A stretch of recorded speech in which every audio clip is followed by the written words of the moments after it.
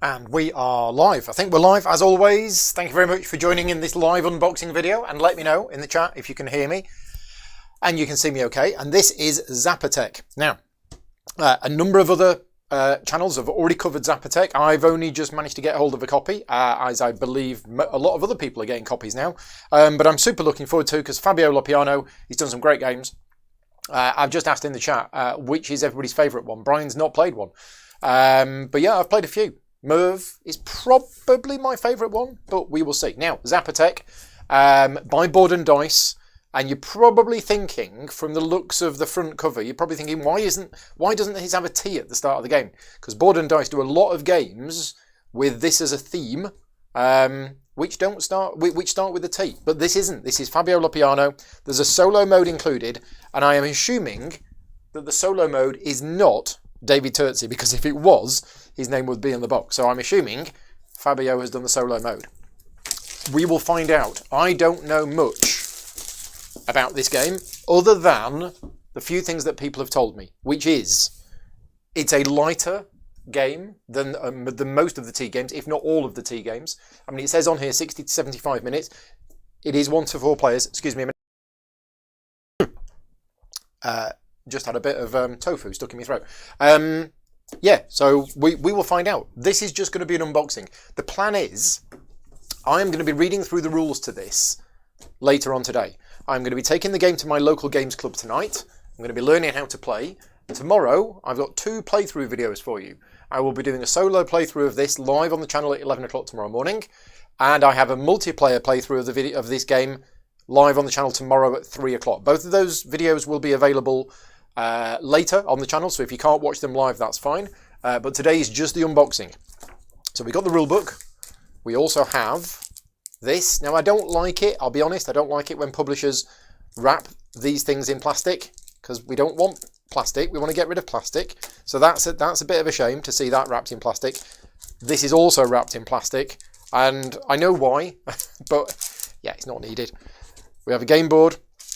And we have some bits. Now, the bits are very, very nice. We'll get to those later. But first, a T game. Basically, Board and Dice have done a series of games.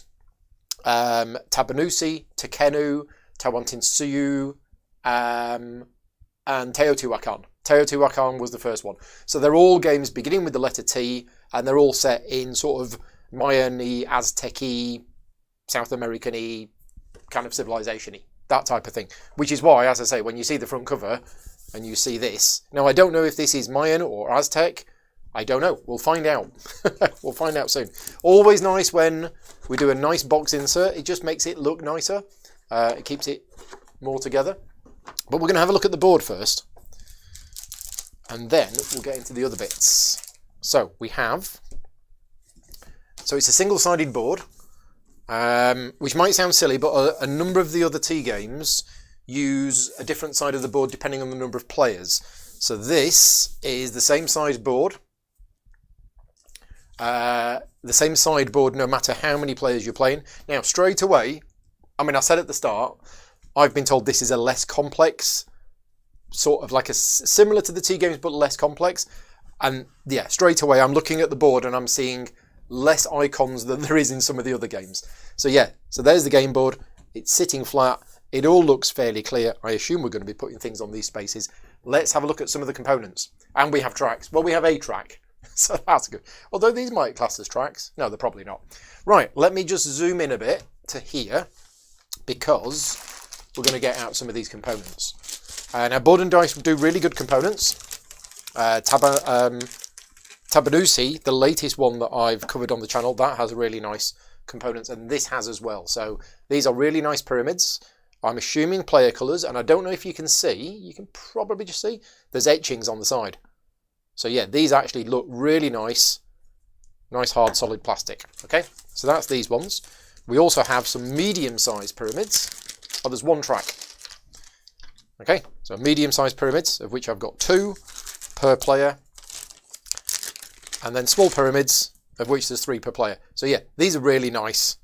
I must resist the urge to paint these because I don't play games enough to to require painting them. Saying that, I've spent months and months and months painting figures for certain games. Yeah.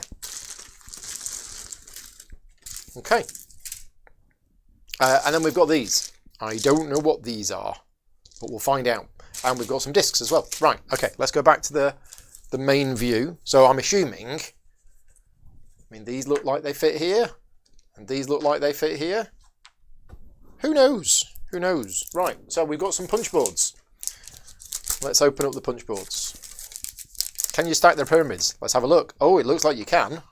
Oh, wait a minute. Yes, you can. You can stack the pyramids. Oh, look at that. Right, that's amazing.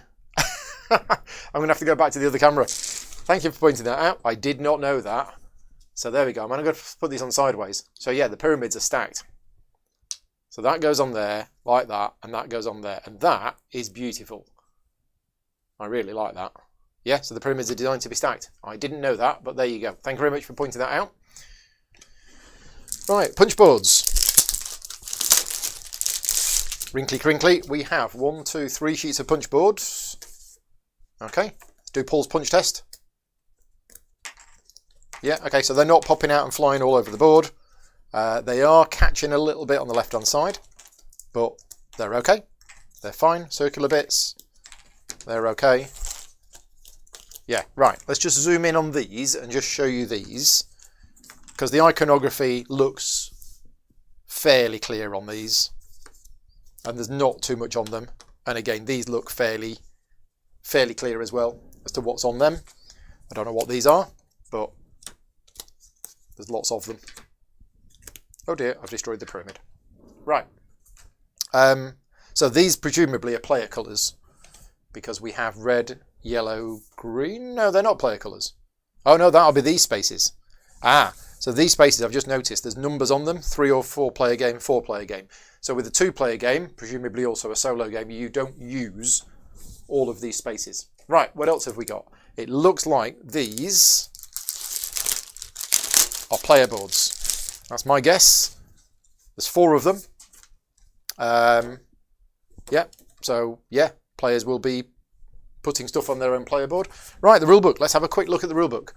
So as I say, I'm going to be reading through the rulebook today, and then I'm going to be playing it tonight. Now, it's a big book. It's 24 pages, but what Board and Dice do is they normally put a full description of everything at the back of the book.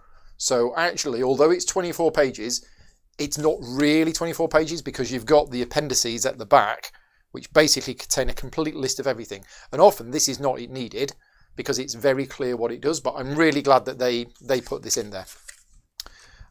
So we have the back 4 pages of the appendix. The solo mode is 3 pages, so I'll have to read that tomorrow morning. And then the rest of it, let's have a look from the front. So we've got introduction. Oh, that's nice. We've got a pronunciation guide telling us how to actually pronounce things.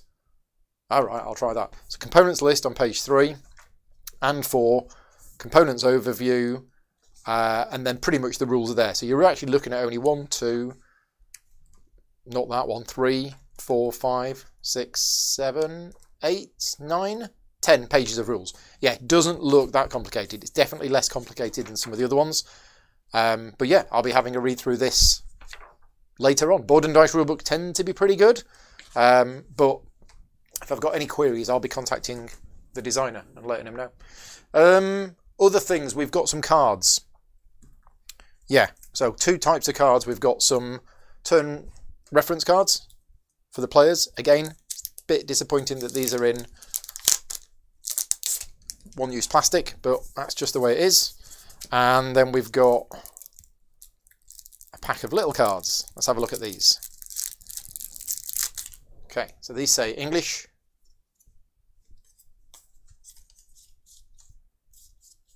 Right, okay, yeah, because there's some text on some of these cards. So, not sure what these cards are for.